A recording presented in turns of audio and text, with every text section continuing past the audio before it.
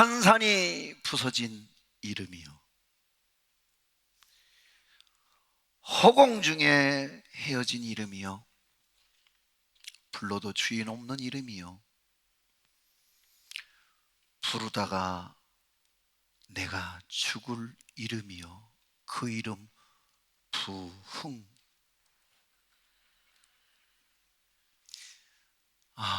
진짜 부흥 그러면 가슴이 울렁거리지 않으세요? 그 단어, 선교, 부흥, 이런 얘기를 들으면 가슴이 울렁울렁 해야 되는데 아닌 것 같은데? 부흥. 동서고금, 남녀노소, 신불신을 떠나서 모든 땅에 발붙이고 하늘로 머리 두고 살아가는 인생 중에 간절한 소망이 있다면 그건 바로 부흥일 겁니다. 부흥. 그런데 그렇게 우리에게 애절한 부흥인데 성경에선 부흥을 어떻게 다루느냐? 성경에서 부흥은 별로 중요하다고 여기질 않더군요. 그래서 우리가 그렇게 노래가 되고 탄식이 되고 그래서 부르다 죽을 이름 부흥이건만 성경은 오늘 본문에도 딱 한 번 부흥이라고 하는 단어를 사용하고 있어요.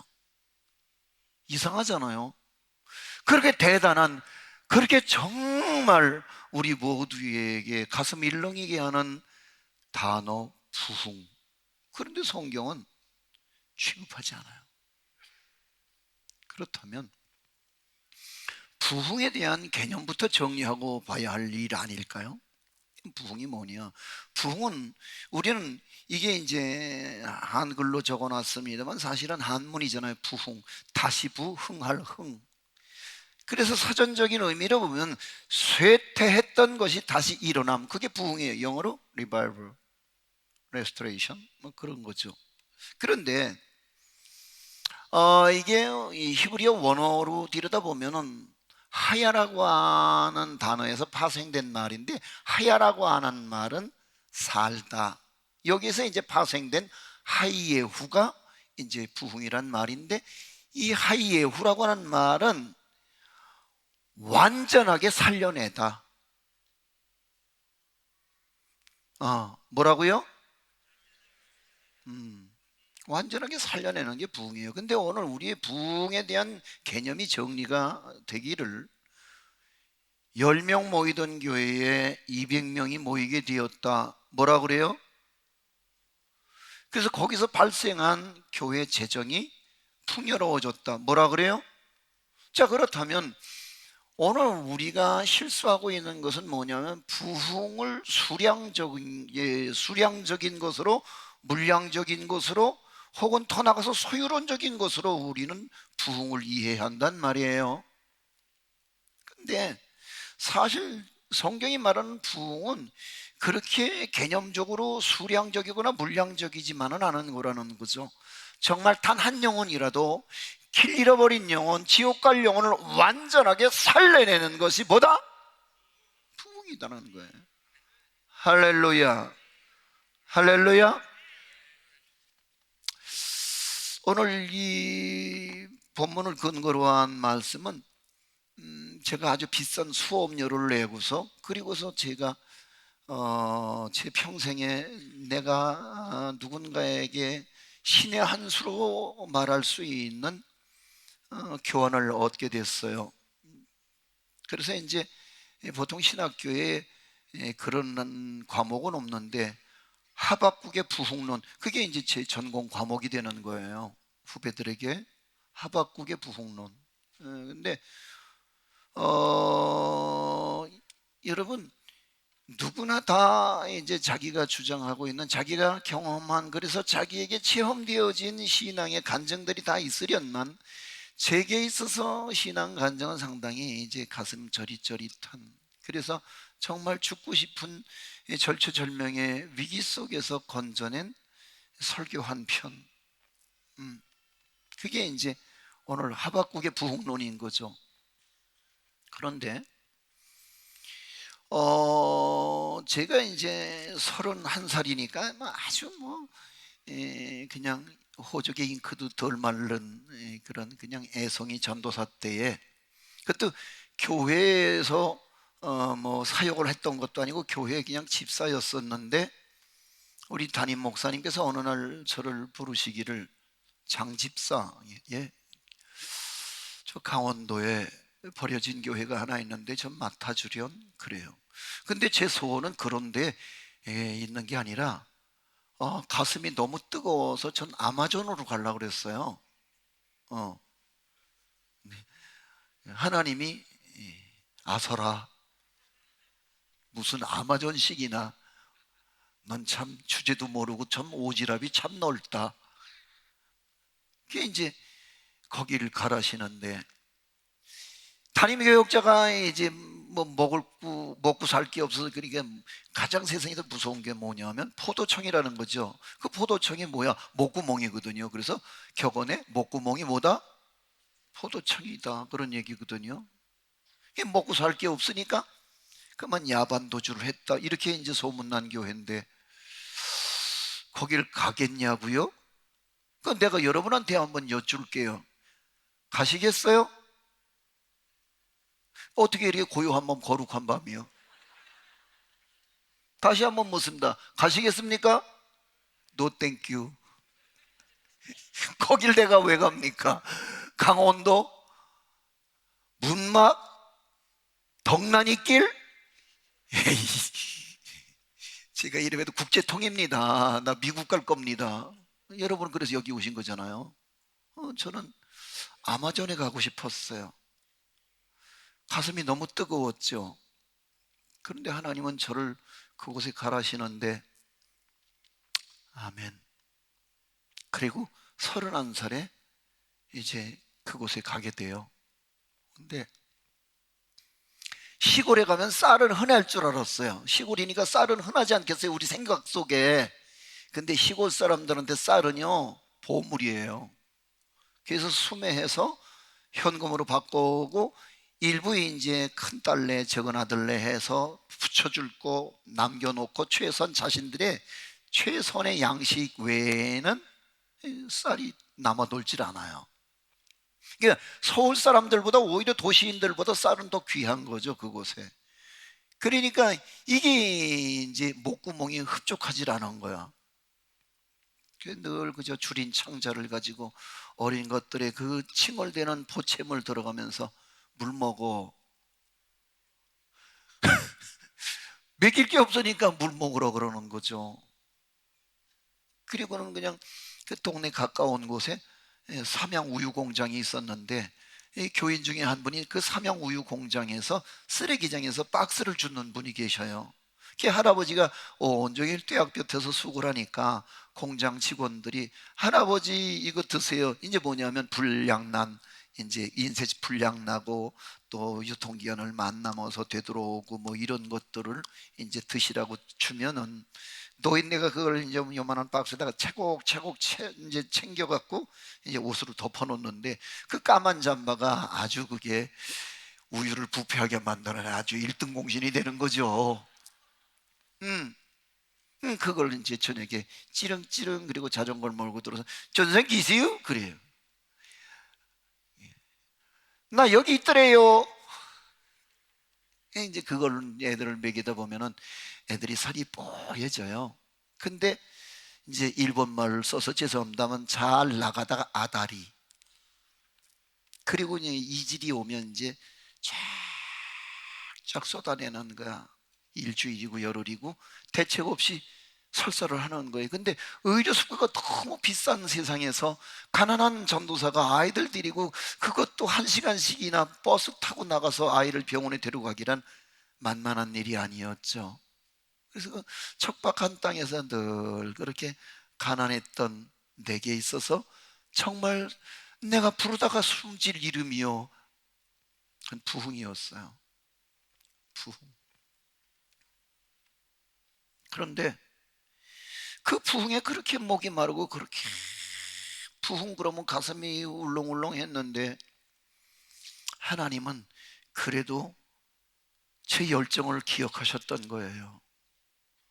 31살짜리 그만 전도사가 어느 날 낙하산을 타고 그리고 이제 강원도 문막에 뛰어내려갖고 이제 무식이 용감이라고 막 다니는데 내가 우리 존경하는 두 분 목사님, 우리 김광신 목사님이나 우리 한경 목사님을 보면서 내가 큰 도전을 받는 건 마지막 하얗게 타서 제가 될 때까지 그 열정이 꺼지질 않는 거예요. 그래서 이번 집회에도 오늘도 지금 몸이 별로 불편하신 줄 아는데 전참하고 계시는 거예요. 응? 참 놀랍지 않아요? 지금도 이제 조금 그래서 그러신데 이게 팬데믹만 아니면 지금도 여기 안 계실 거라고요. 선교지에 나가 계실 어른이라고요. 참. 그게 내가 지금 다른 건 몰라도 국제총회하고 나하고 맞는 코드는 그거다. 난 정치적이진 않다. 근데 무식이 용감이라고 난 무식해서 나는 용감하다. 그래도 나는 달아서 못 쓰게 되는 인생이보다는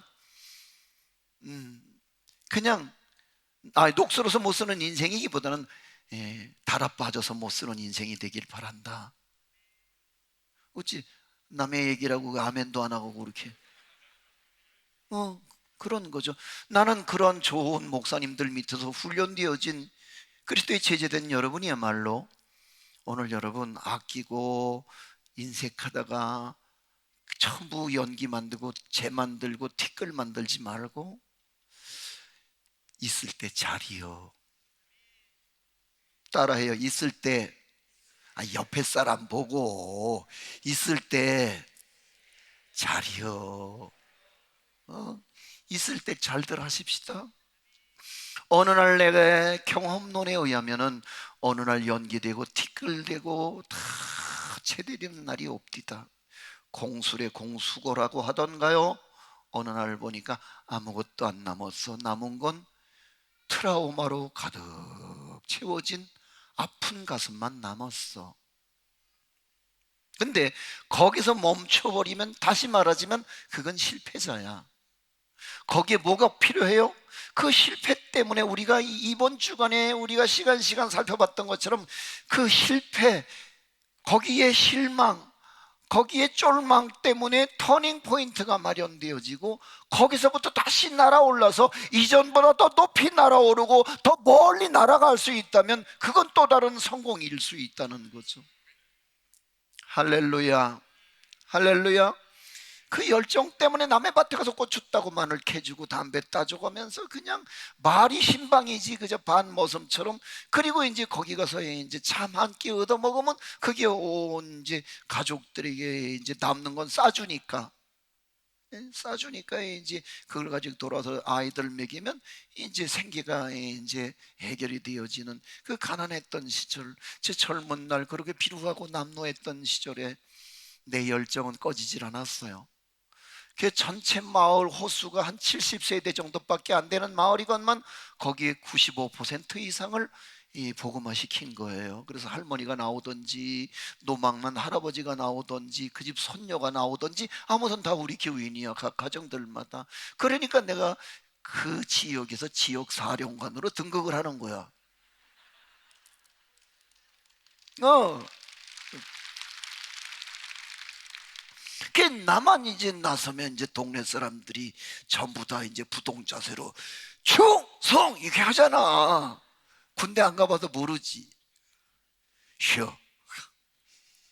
그리고 이제 열정을 다해서 그래서 어느 날부터인가 조금씩 이제 교회가 형편이 나아졌는데 아까 그림에서 보셨듯이 이게 남의 땅에 땅은 한 평도 없는데 남의 땅에 그냥 누군가 그저 헌신하느라고 블록 몇 장, 스레트 몇 장, 그래서 27평짜리 그저 엉성한 예배당. 그건 제가 가기 전에 그 예배당은 예배를 드리는 장소가 아니라 동네 사람들이 여름에 창문 열어놓고 앉아서 술판 벌리고 그리고 예배당 안에 소변 보고 그리고 거기다 이 병 깨트려 놓고 그리고 가는 그냥 동네 그저 망나니들의 그냥 쉼터 정도. 그런데 그런 예배당에 가서 내가 할 수 있는 일은 기도밖에 없니라. 그래서 그냥 기도로 그 약한 무릎을 그저 정말 어떻게 하든지 더 강하게 만들어 보려고 금식을 밥 먹듯이 하고 그러다 보니까 또 내 나이 43살에 위암이 걸렸어요. 그 위 70% 이상을 절제를 하고 그렇게 그저 비실비실 하면서도 그 열정의 불이 꺼지질 않아서, 그래서 하다 보니까 동네 볼링장 하나가 들어왔는데 한 2,000평 된다는데 1,500평이 주차장이고 500평이 그 안에 볼링 레인이 한 20개 가깝게 되고 노래방, 당구장, 스낵 코너, 오락실 뭐 이래갖고 레포츠 센터가 들어왔는데 가서 보니까 대박. 오, 하나님 이거 우리 주세요. 귀 밝으신 하나님이 들으셨어. 나는 그냥 괜히 배 아파서 한 소리였는데 믿음의 소리? 믿음의 소리라기보다는 괜히 너무 엄청난 거, 누울 자리를 보고 다리를 뻗으랬다고, 그거 내가 나 달라고 그래서 그거 내가 깔고 앉을 만한 깜냥이 안 되는데 뭘 달라고 그래. 그냥 해본 소리지. 근데 귀 밝으신 하나님이 들으시고 드디어 그 이름도 호화찬란한 IMF. 쫄망했잖아. 그 전기 다 끊기고 경매 났잖아. 27억짜리인데. 그래서 1차 경매, 2차 경매, 3차 경매 계속 유찰되고 3차 경매에 났는데 27억짜리가 6억 4천만 원에 났어.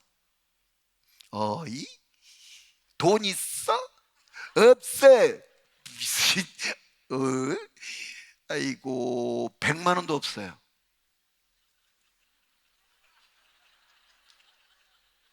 뭐 당장 먹고 살 것도 없는데 무슨 6억 4천, 싸기는 싸다마는 그러나 그림의 떡이로세. 그래서 할 수 없어서 그냥 눈치만 보다가 내가 어느 날 교인들 앞에 그거 우리 경매 들어가면 어떨까요? 그랬더니 이 사랑 많고 은혜 충만한 교인들이 나를 때려 죽이려고 덤벼. 무모하다는 거죠. 젊은 전도사가, 젊은 목사가 세상 물정 모르고 6억 4천, 우리 교회 재정 100만 원도 없어요.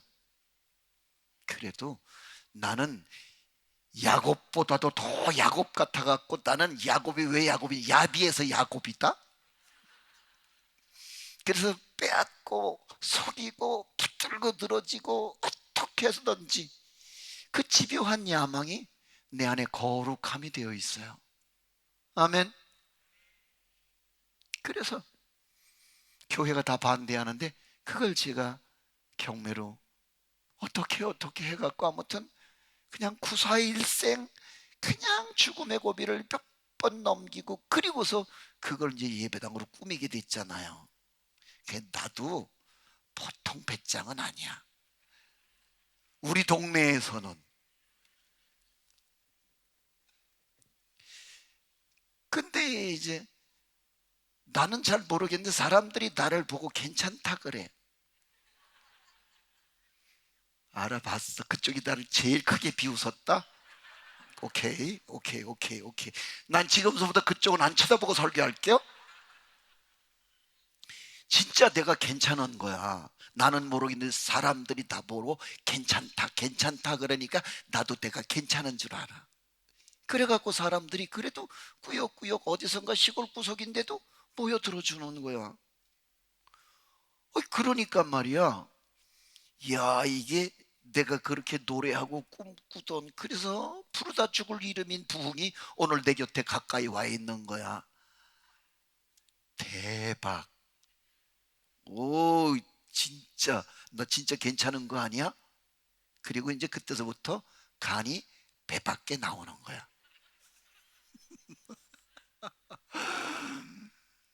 그래서 그냥 정말 최선을 다했는데, 그래서 어떻게 예배당이 그래도 그득하게 차는 정도가 됐는데, 어느 날 볼링장을 리모델링해서 쓰다 보니까 이게 천정이 덜컥 주저앉은 거야. 응.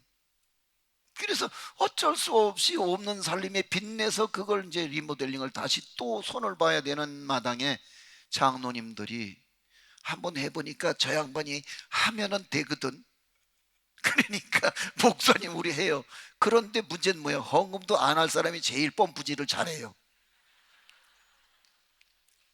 그래서 오케이. 그리고 간단하게 내가 대답을 했죠. 콜. 그래서 이제 쿨한 마음에 그냥 시작을 했는데, 그래서 앞에는 이제 크게 이제 앞에 빌딩을 짓고 뒤에 이제 예배당을 1층으로 볼링장이니까 괜히 앉혀갖고 이제 예배당을 꾸몄는데, 이제 겉에 이제 가림막 띄고 이제 곧 정식으로 이제 입당 예배를 드리려고 먼저 들어가서 예배를 개시했어요. 그래서 6번 예배 드렸으니 한 달 반 만에 전화 한 통화 왔잖아. 그래서 내가 전화 받았거든요.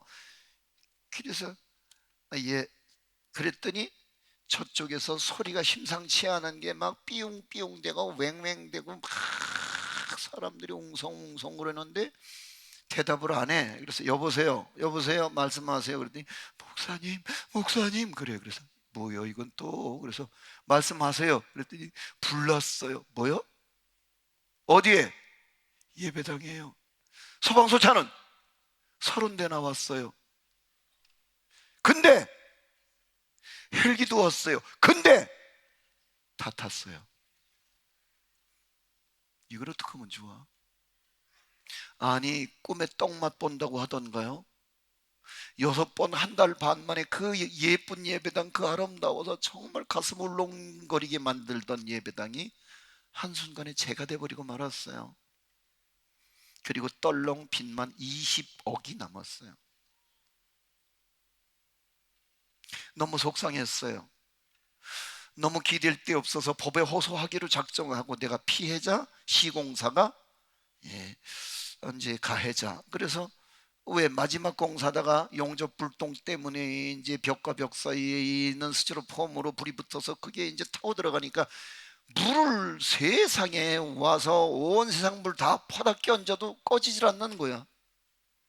그래서 그만 예배당을 홀랑 먹지도 입지도 쓰지도 않고 남에게 나눠주지도 않고 모아놨던 돈 한순간에 재 만들고 티끌 만들고 먼지 만들고 말았어요. 이걸 어떻게 하면 좋겠어요? 그래서 이제 소송을 했는데 졌네요. 왜? 법에 가면 법이 통할 줄 알았는데 법에 가니까 법이 안 통하고 돈이 통하더라고요. 무슨 돈? 변호사 선임 비용이요. 나는 동네에서, 내가 피해자니까 동네에서 쌈직한 변호사를 썼는데 저 사람들은 자기네들이 우리한테 심상치 않게 물어줘야 될 것 같으니까 그저 부장판사 효력, 아직도 약발 남아있는 부장판사 출신 변호사를 사서 떼돈을 들인 거야. 그래서 돈의 논리 앞에, 변호사의 이게 파워 앞에 우린 덧없이 피해자인데도 가해자에게 물어줘야 되는 기가 막힌 현상이 벌어진 거야. 얼마? 3억 3천만 원을 물어주래. 이런 된장. 뭐라고? 근데 이 더 기가 막힌 거는 3억 3천이 이게 이제 1심, 2심, 3심 가면서 막 하다 보니까 민사라는 게 이게 변호사만 좋은 일 하더만. 그래서 이게 연리 25%로 이자까지, 법정 이자까지 물고 나니까 3억 3천만 원이 변호사 선임 비용 뭐 이러고 저러고 해서 그것도 10억이야. 그러니까 30억이 늘어나는 거야. 교인은 없어. 다 뿔뿔이 흩어지는 거야. 지금 예배 드릴 공간이 없는데요. 예배 드리면 그래도 사모님 헌금이라도 얼마씩 이제 들어오니까 이자라도 감당하겠는데 이걸 챙길 만한 이 예배 공간도 이제 안 마련이 되는 거예요. 그리고 어느 날 아들 녀석이 왔어요. 자기 교회가 불이 난 걸 알고 그만 그 아들 녀석이 내 목회를 일렬에서 봤거든. 일렬에 앉아갖고 응? 제일 앞자리에 앉아서 지 예비에 가난하고 남만 목회를 지켜보던 아들이, 그래도 어느 날 우리 동네에서는 그래도 우리 예배당이 제일 큰 건물이라고 자랑했던 아들이 영국 가서 공부하던 어느 날 카톡 하나를 받았는데 저희 교회당이 불나는 장면을 누가 찍어 올려놨는데 그걸 보고 통곡하다 전화를 한 거야. 진정하고 눈물을 자꾸 삭히면서, 아빠 왜 말 안 해? 뭘 불났다며? 음 그렇게 됐네. 그렇게 됐어. 그렇게 됐어. 괜찮아, 괜찮아. 아빠 괜찮아. 그럼 괜찮지. 주님이 계신데 괜찮아. 아빠 씩씩한 거 알잖아. 갈게. 오지 마. 너 비행기 값 줄 것도 없어, 아빠. 그랬더니 들어와 갖고는 까맣게 주저앉은 예배당을 바라보고는 이게 대성통곡을 하는 거야. 나 진짜 울고 싶었는데 나 못 울었거든. 교인들 볼세라. 내가 울면 교회는 무너지고 내가 흔들리면 교회는 다 흔들리거든. 울고 싶어도 그 눈물을 이를 악물고 참아냈던 그날 아들 녀석이 와서 내 대신 울어주는데 후련하긴 하다만 내가 한 말이, 조용히 안 해 너? 교인들 들으면 어떡하려고 이 새끼야. 그러더니 그 길로 들어가서 누웠는데 못 일어나는 거야. 화병. 여기서 불이 치밀어 오르는 거야. 그리고 어느 날 아내가 천장을 반듯하게 보고 누워갖고 나 왜 이렇게 힘들지? 그래서 병원 들어가서 보니까 유방암.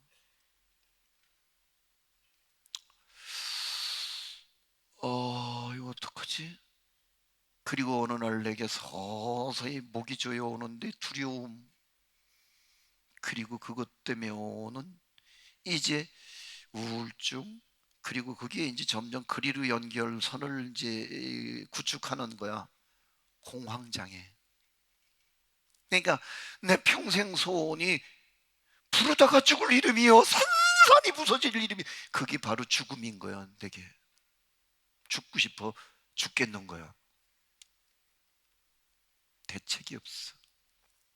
교인들은 울다 울다 지쳐갖고 늘 눈두덩이가 퉁퉁 불어 있어. 이렇게 퉁퉁 불어 있어. 그러니까 내 앞에선 못 울어. 피차 민망해서 서로 면과 면을 대하지를 못한 채 그냥 서로 얼굴을 피하는 거야. 그러니 앉아서 울면은 이 눈물이라는 게 그렇게 전염력이 강한 거 아세요? 누군가 이 소리만 나면 그날 그냥 통곡의 바다가 돼버리는 거야, 순간에. 왜?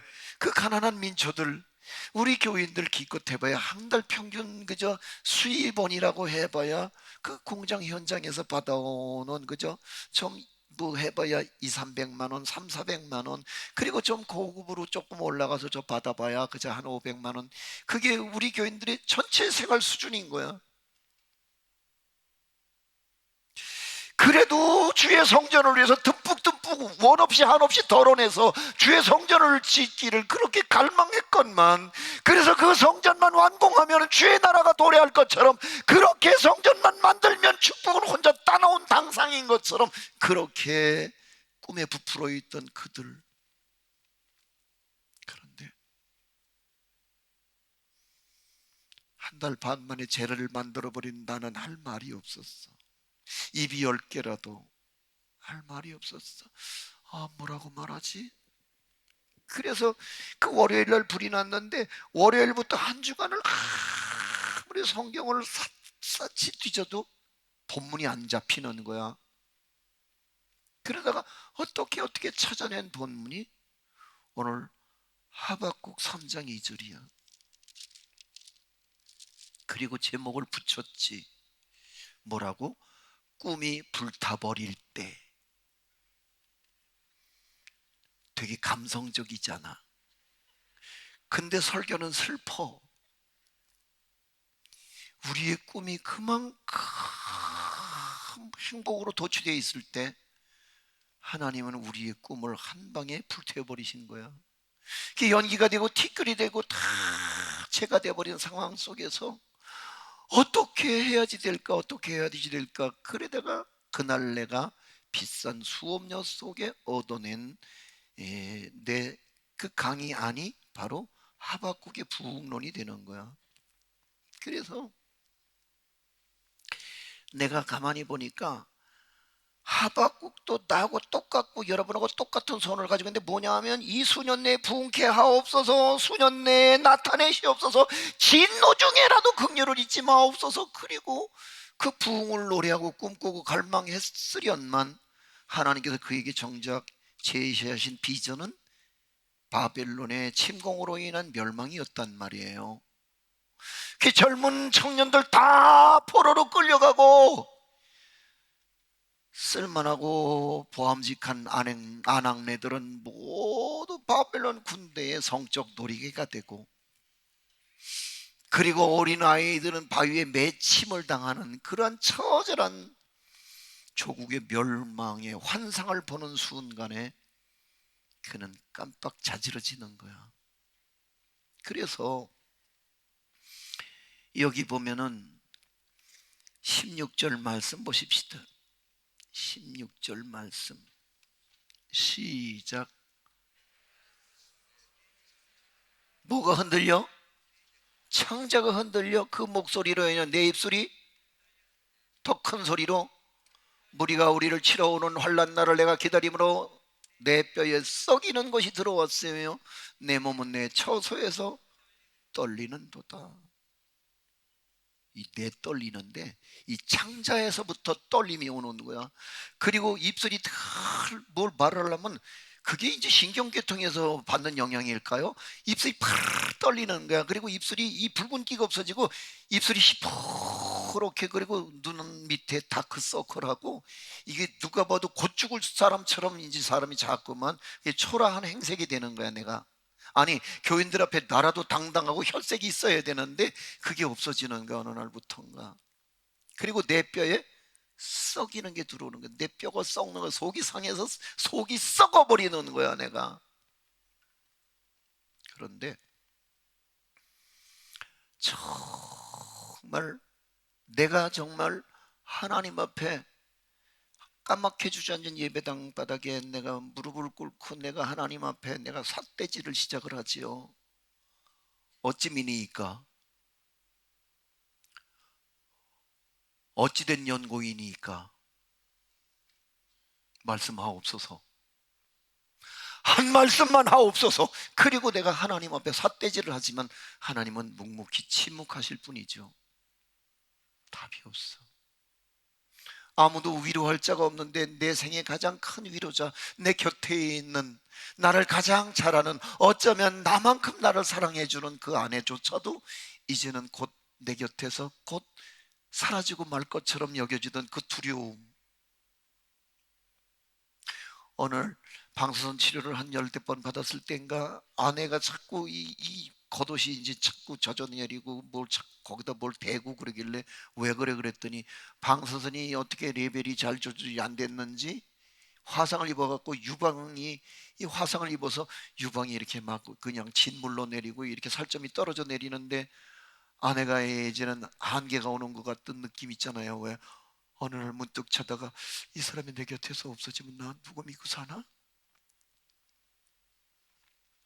그래도 가난해도 그저 진짜 시골 교인들을 그저 개 주라고 개 죽서 주라고 퍼주는 보리밥을 갖다가 그걸 가족들하고 보리밥을 해서 그걸 비벼 먹으면서도 그 배부름에 행복했던 그 아내, 그래도 절대로 궁핍한 내생 안에서 아무도 우리의 궁핍함을 몰랐던 그 아내의 화사한 얼굴이 어느 날부턴가 시름 이 사람 죽겠네, 좀 좋나? 어떻게 해야지? 그러면서 이제 내가 자꾸 죽고 싶다는 이 충동 있잖아요. 죽고 싶다는 충동은 뭐냐 하면은 믿음하고 관계없는 거죠. 그게 뭐죠? 우울증이 오면 그건 병증이거든요. 병증인 거야. 그런데 이 하박국에서 내가 찾아낸 놀라운 반전이 뭐냐?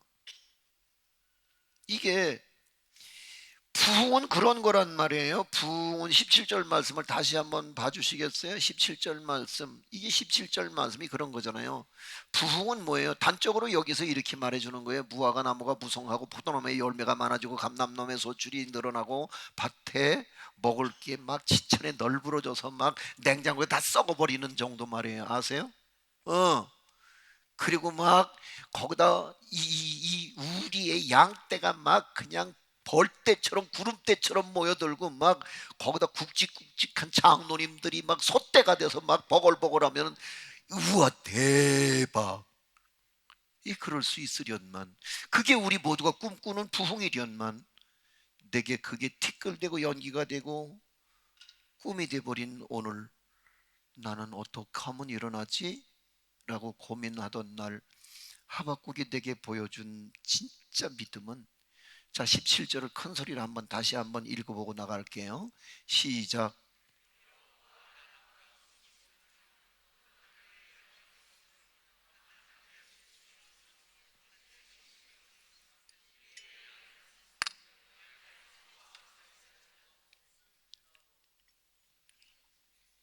아,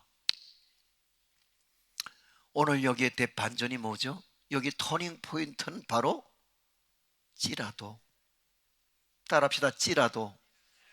찌라도. 없을지라도 난 있어야지만 부흥이라고 우겼는데, 하박국은 전혀 그 놀라운 비전 앞에서 그는 놀라지 않거든요. 왜요? 꿈을 체지했거든요. 부흥은 소유론적인 것이 아니고 물량적이거나 수량적인 게 아니라 오직 찌라도, 그런 게 없을지라도. 그리고는 이렇게 고백하고 있어요. 18절 말씀이에요. 시작.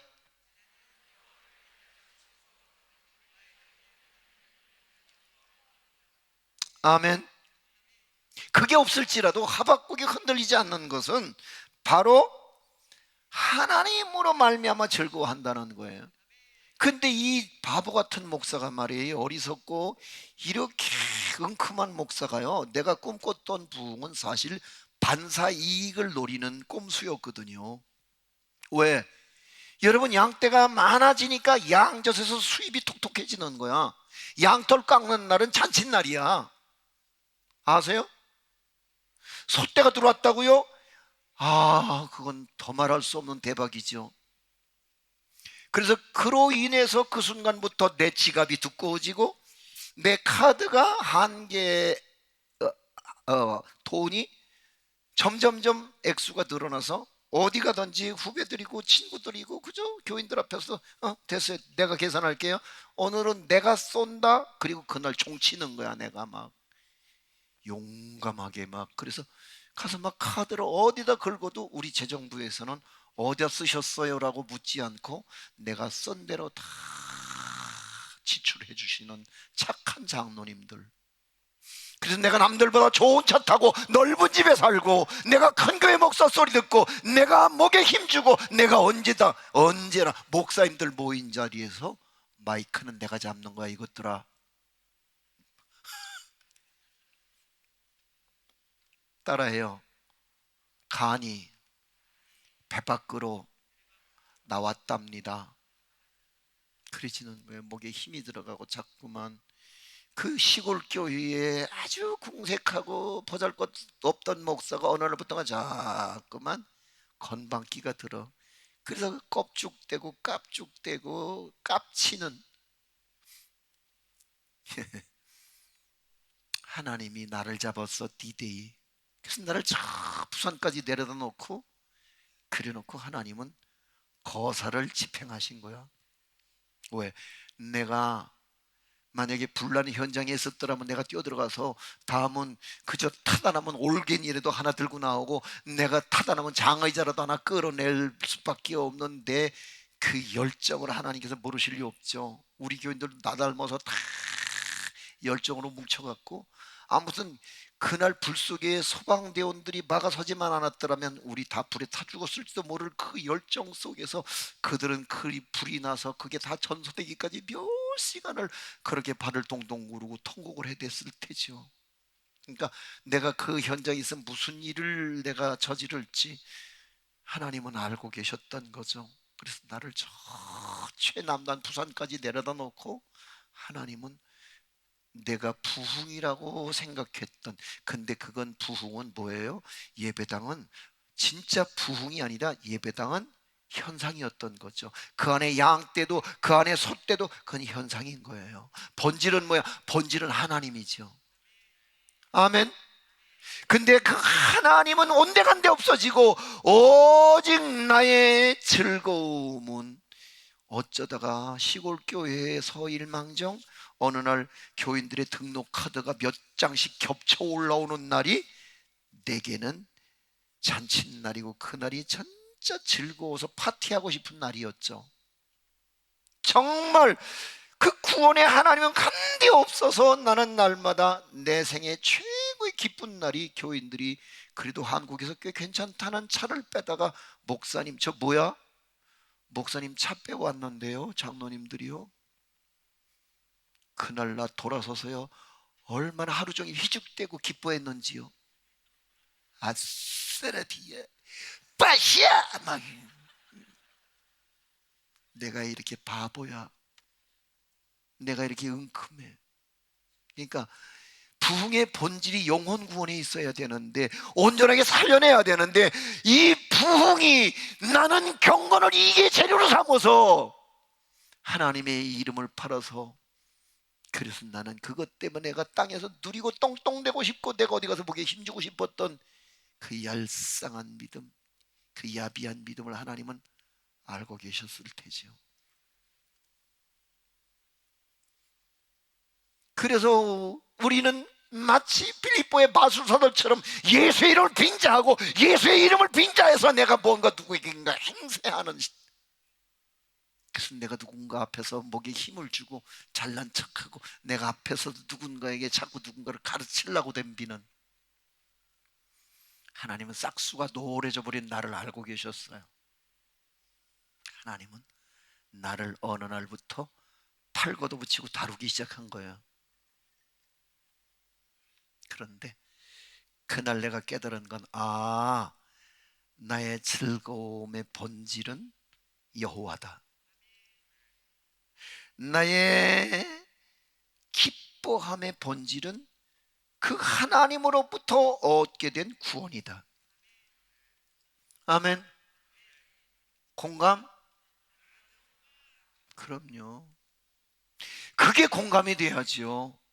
그래야지 내가 여러분보다 앞서서 당한 이 모진 시련 앞에 오늘 내가 책임을 다하는 거죠. 여러분 공감하셔야 돼요.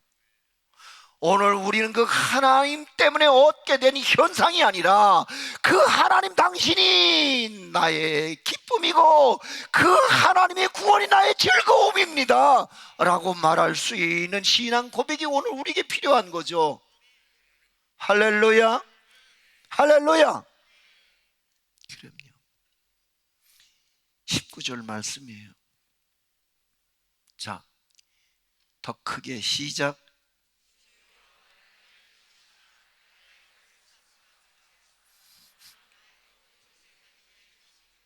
할렐루야. 그러니까 하박국이 왜 안 흔들렸느냐, 그걸 내가 묵상을 하다 보니까 하박국의 힘의 축이 나하고 똑같아서 부흥인데, 부흥의 내막이 많아지는 거, 무성해지는 거, 막 그래서 우리의 양떼가 늘어나고 외양간의 소떼가 늘어나는 게 그게 부흥이라고 생각했는데, 어느 날 그게 하나님께서 보여준 비전 속의 멸망을 보고서 힘의 축을 이동해 버린 거야. 그래서 이제 옛날의 힘은 뭐냐면, 목사에게 힘은 예배당의 배경이 되고 거기에 좋은 장로님들, 좋은 권사님들 이렇게 나와 함께 눈물을 주의 병에 함께 섞어서 담을 수 있는 사람들이 내 힘이라고 생각했는데, 그건 내 힘이 아니었던 거죠.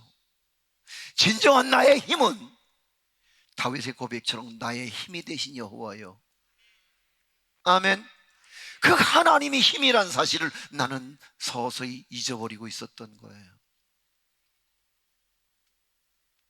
그리고 그날 나는 드디어 힘의 중심축을 다시 제자리로 옮겨 놓았어요. 나의 힘이 되신 여호와여, 내가 주를 사랑하나이다.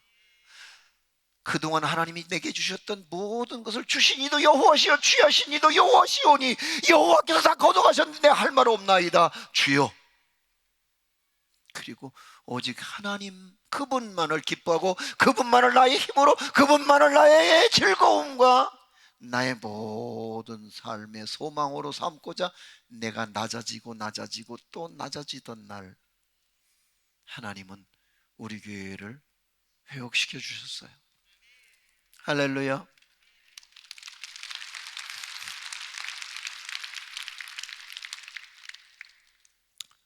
누가 나한테 그러더라고요. 카톡을 보냈는데 한방 하나님이래. 그래서 무슨 하나님이 무슨 양방도 있고 한방도 있나, 무슨 한의사 쪽하고 결탁을 하셨나? 한방 하나님? 한방이 뭐야? 그리고 다시 읽어봤더니 한방 하나님. 사는 것도 한방이고 죽는 것도 한방이야. 까불지 마. 까불지 마.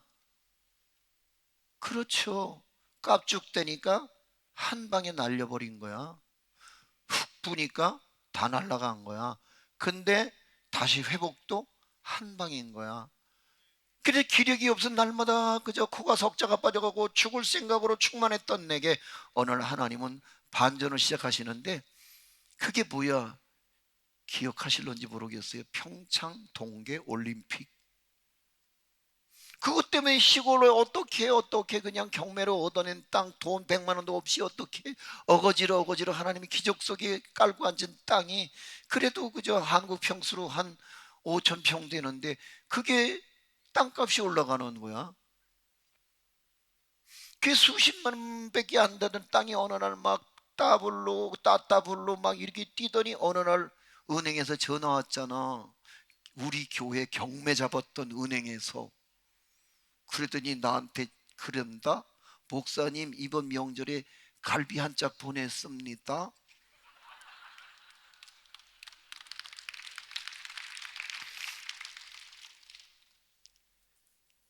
그러더니 며칠 있다가 또 전화 왔어.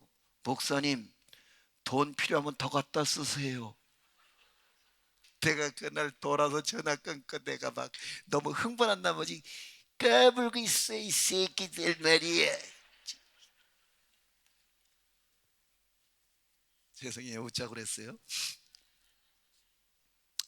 그럼요, 반전이 있잖아요.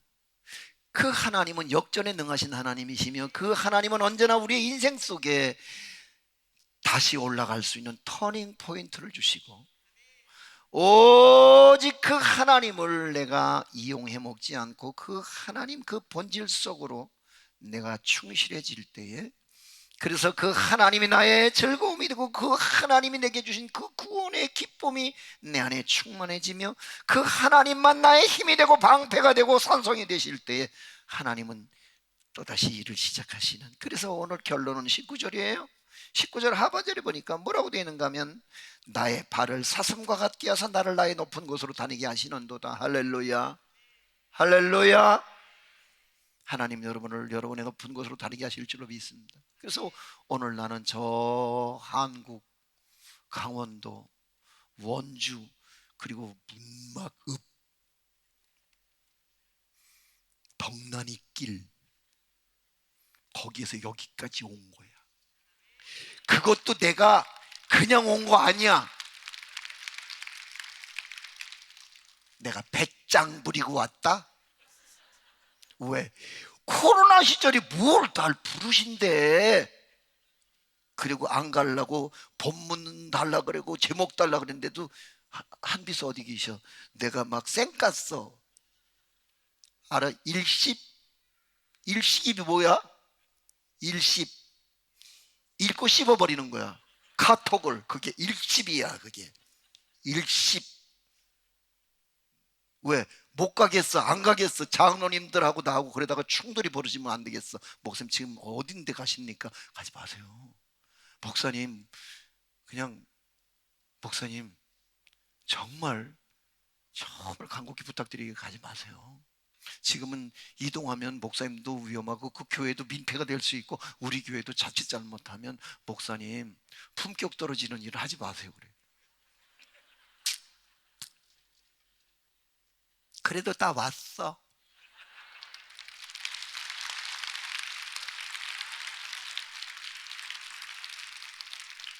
그 이제 1시간만 더 하면 나 이제 끝나. 얼마나 좋은지 몰라. 요즘에 9시간씩 강사 부려먹는 교회도 있더라.